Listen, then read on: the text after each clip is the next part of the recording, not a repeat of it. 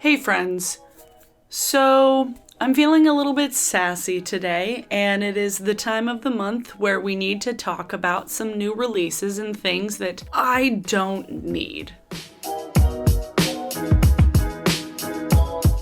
Today's video is going to be an anti-haul. An actual anti-haul, not like my special edition anti-haul I need to shit on Lady Gaga for 15 minutes. Go watch that video if you haven't already, please. Thank you, because I'm not going to talk about it in this one, but we're going to talk about some products that I both want and don't want, and I'm going to be talking myself out of the ones that I want and just roasting the ones that I don't. If you've never seen one of my anti-hauls before, I highly recommend going to check out my playlist of my previous ones. Please go check out Kimberly Clark's channel. Kimberly Clark was the person that not created anti-hauls, but made them popular. Kimberly and one other person started doing anti-hauls, but Kimberly brought them to the larger masses and brought them to a broader audience, and I'm very thankful for it because I really like making these, and I know you guys like watching them, so let's just talk about some products that I don't need. Let's go on Trend Mood. I have Trend Mood and Sephora things. This is how I always do it. I like save things in my Instagram saves, and then I just create a cart on Sephora on the app just to see like how much would all of these things cost if I actually bought them. Usually it's too much. Kim Kardashian. This is the new Kim Kardashian Fire collection, and I'm underwhelmed. This is Modern Renaissance and the Queen of Hearts palette from Colored Rain. It's one of those smaller and made more expensive for what you're getting, and 3 years too late. This is a palette that objectively pretty, but I'm getting some heavy case of deja vu here. I don't need this. We literally all have this palette. This is so old. Like, we thought that when Urban Decay came out with their warm tone neutral palette, it was behind the times. What the hell? This is over a year later, Kim. I feel like she's living in a different time. I saw it, I was like, really? I don't need this and I'm not gonna buy it. And neither do you, because you probably have it like 6 times over. Next thing we're gonna talk about is another thing from Natasha Denona. This is another one of her mini eyeshadow palettes. It's the mini Tropic palette, and it's a blue and purpley little 5-pan palette for 25 bucks. The price is honestly not the worst thing in the world. I'm not complaining about the price, but like, I heard that the last Natasha Denona mini palette was terrible. I've heard bad things about the actual mini palettes, so I don't really want to trust that this one's gonna be like that much better. And also, like, I have these shades and like 4 different brands just came out with like a blue-green tone palette thing. I don't need this. I don't need this. I don't need a tiny little palette of 5 pans where there's like, it looks like a light blue, but it looks very silvery on the skin. Very silver. Like, I have those shades. I have them. I truly just need to go through my collection and just like dupe out things because I have these and I don't need them. And there's not enough there's not enough I could do with this. I'm not feeling it. I'm not feeling it, Natasha. Not feeling it. Next is this palette I stumbled upon on Trend Mood. This is from JC Cosmetics. It's a $36, well, the regular price is $45, but it's on sale for $40. That's honestly not that good of a sale. I saw this, the outer packaging, pretty, not gonna lie.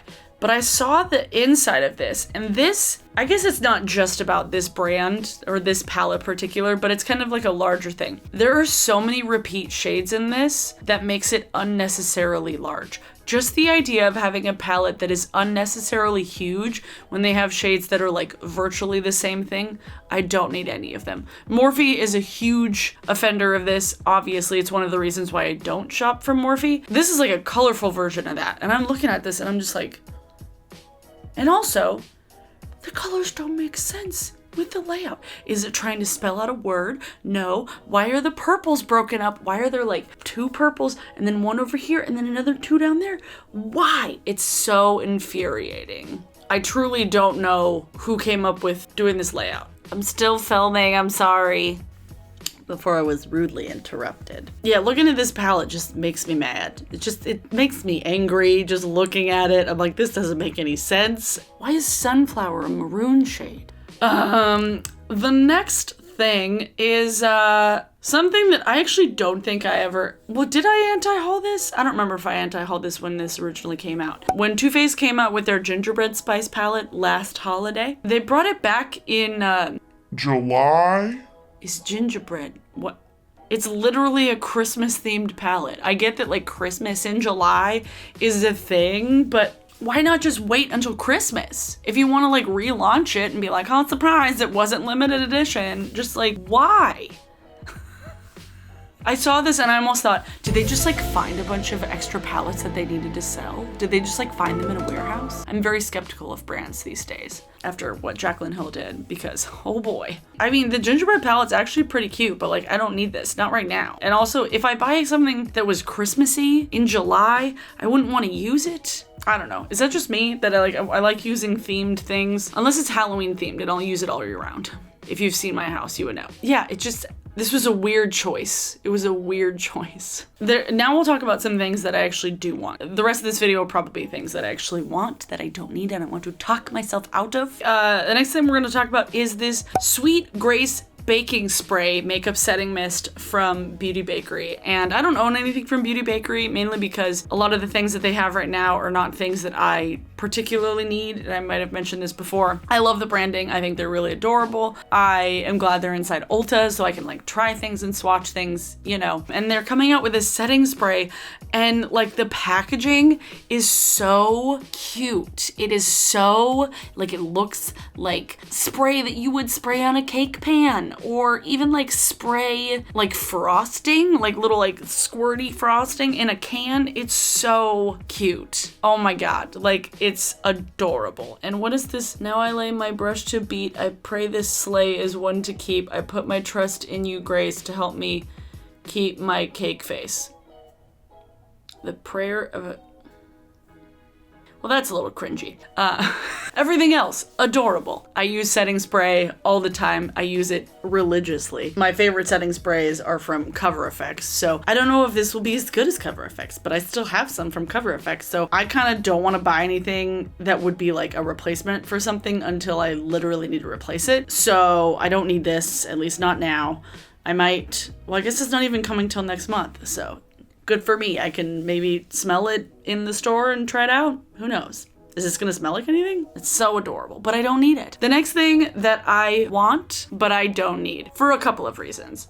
Let me find you, ColourPop. I would fuck with this Orange You Good palette. Oh my God. I don't own any of the 9 pans. I decided against getting the Honey palette because I bought the Midas Cosmetics Lemonade palette, but this Orange You Glad palette, I don't know if Clementine is a pressed glitter, and Clementine looks like a pressed glitter. I don't really like the idea of having an eyeshadow palette that has a pressed glitter that's not eye safe in it, and the fact that they like put it in the rest, like with the rest of the eyeshadows, the glitter could get everywhere.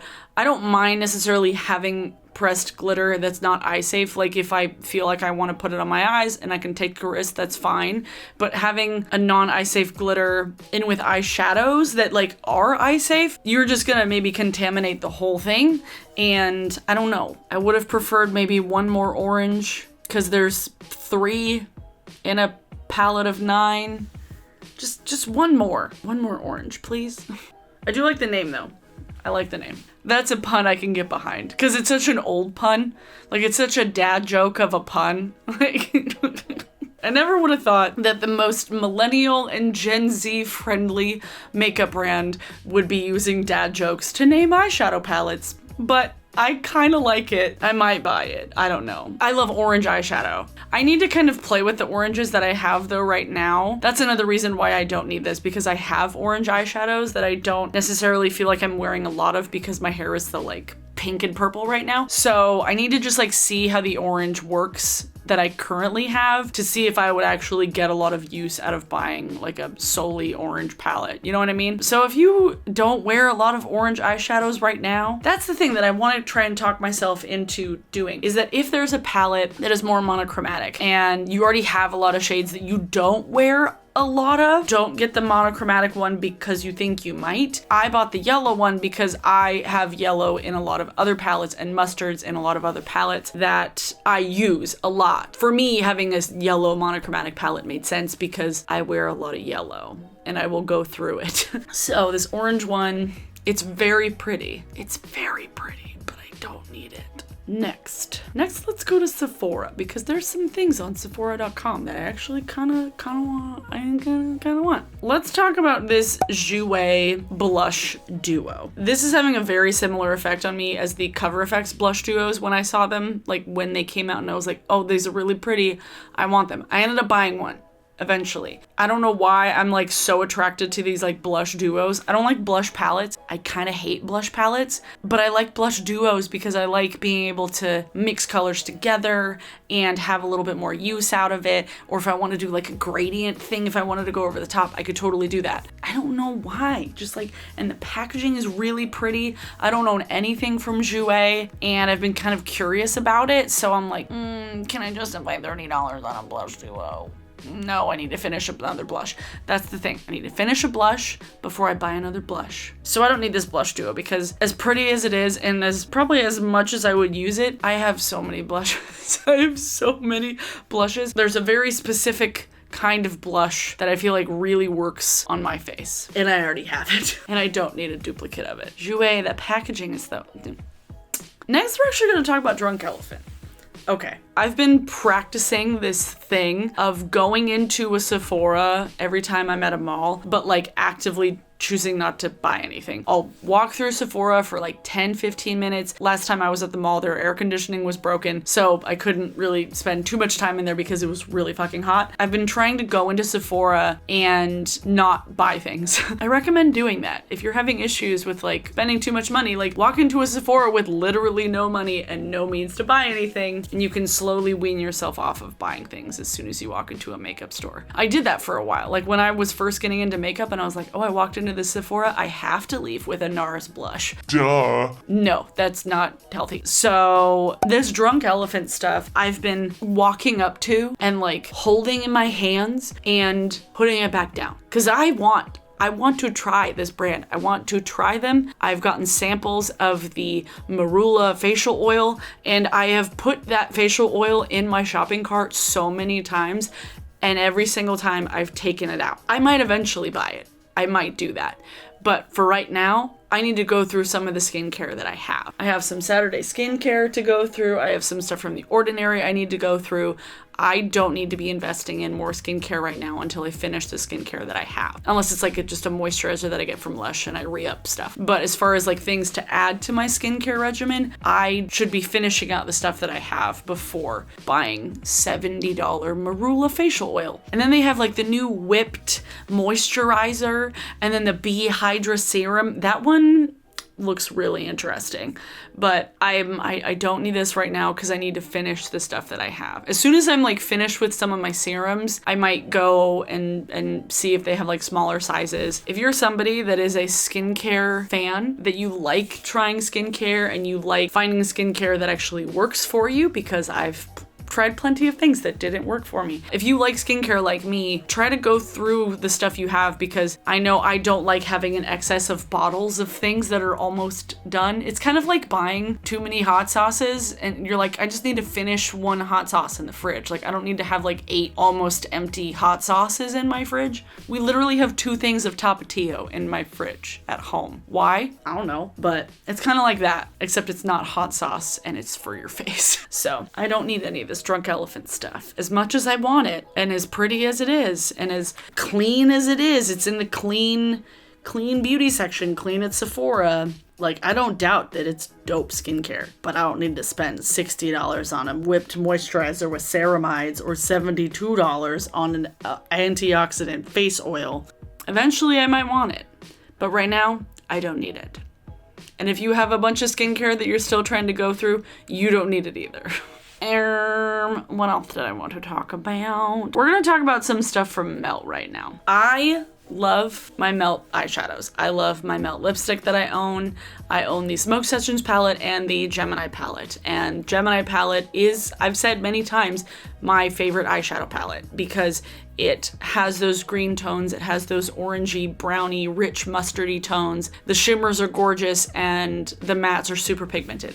I love my Melt palettes. This Digital Dust highlighter. Both of these are so pretty. Genesis and Morningstar. Genesis is this peach base with a gold pearl, and it's like, it would be more of a blush on me. It's not a highlighter, but it looks very similar to like NARS Orgasm or like Luminoso from Milani, but like more peachy. I don't know. It looks absolutely gorgeous, and I'm like, I want that. I want it. I think they're like $38.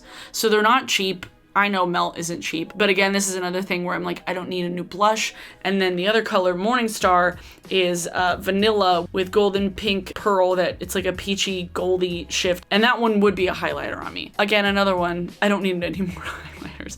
And with the shift, it actually looks similar to what's on my cheeks right now, which is the Cleana shade in Electrocute. And I don't need this version of it because I have the Cleana one and I'm happy with it. And they're so pretty. If I were to get any of these, I would probably buy the shade Genesis because I could use it as a blush, and it would actually probably be a really pretty eyeshadow too, but I don't need it. I don't need it because I have blushes I need to go through that I'm trying to pan, and I don't need to bring a $38 blush into my life. I don't need it, and I'm not gonna buy it. Also from Melt is the Impulsive eyeshadow palette. The one inside Sephora. It's the kind of booklet one that opens up and then there's like shadows on that side and then shadows on this side, and you just close it up and it's really lovely. It's very heavy. It feels very expensive, very good quality. It's gorgeous. The shades in it speak to me. They inspire me. It's so pretty. It's got like the orangey tones. It's got a few greens. It's got some shimmers. Like, this would be a palette. I could use a few more mattes, not gonna lie. Could use a few more mattes. There's a lot of shimmers in here. But if I needed some sort of like everyday all-encompassing, like I need to do like a smoky fun color, or I need to do like more of a basic day-to-day eye, I could get all of that from this. Like this, the shades in here are gorgeous. I want it. I want it so bad. It's $65. It is 18 shades, so it is a better value than the Gemini palette. But speaking of the Gemini palette, I love my Gemini palette. I love my Smoke Sessions palette. I haven't ever really had issues with my Gemini palette. The Smoke Sessions palette does have to be stored very carefully, and I can't really travel with it because it is very fragile. But I still like it. I'm still happy with it. I like green. I like weed. Win-win. Beauty News. If you guys don't follow Beauty News on YouTube, you should go follow them. They do a lot of like kind of makeup sciencey stuff and swatches and how many pumps are in this thing and yada yada yada. And they posted a video today, the day that I'm filming this. Technically yesterday because it's 1:27 in the morning. Heyo. They posted a video yesterday that showed that Kat, one of the girls on the channel, her Gemini palette that she bought less than a year ago already started growing mold. And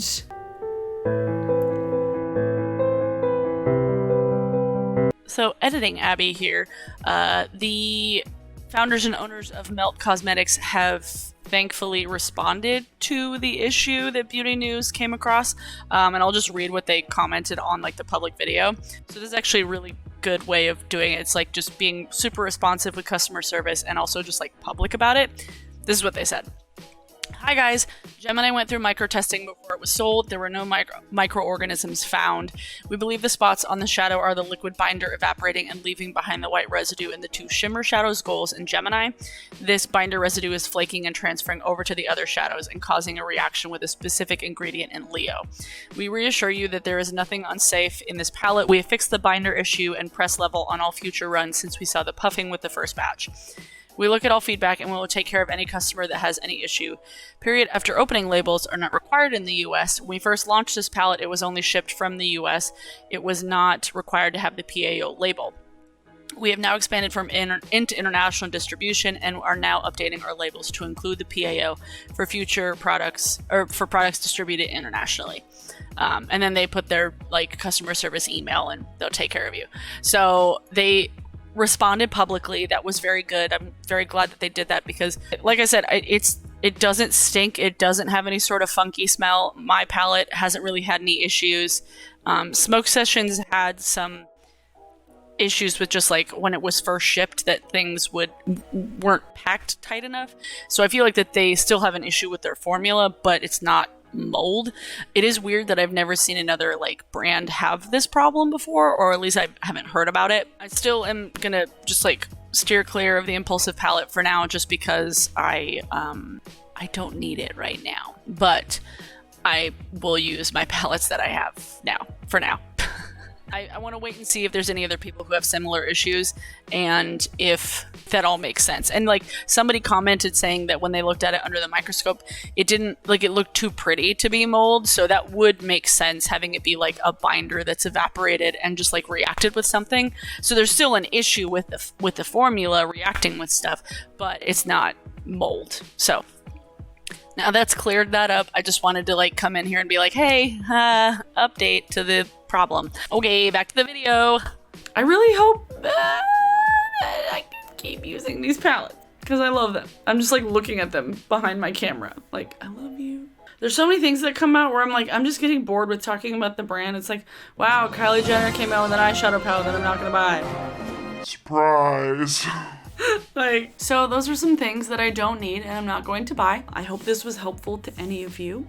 I like filming these. I'm not gonna stop. If you guys didn't see the last like anti-haul I did about House Beauty, Lady Gaga's makeup line, please click the link in the card up here or in the description. You guys can watch that one because I went in a deep dive. I took a deep dive down anti-capitalist territory of hating Jeff Bezos so very much. But yeah, in case you're wondering, I'm not buying anything from the House Beauty line because Lady Gaga partnered with Amazon and I hate Amazon. That's the long and short of the other video. TLDR.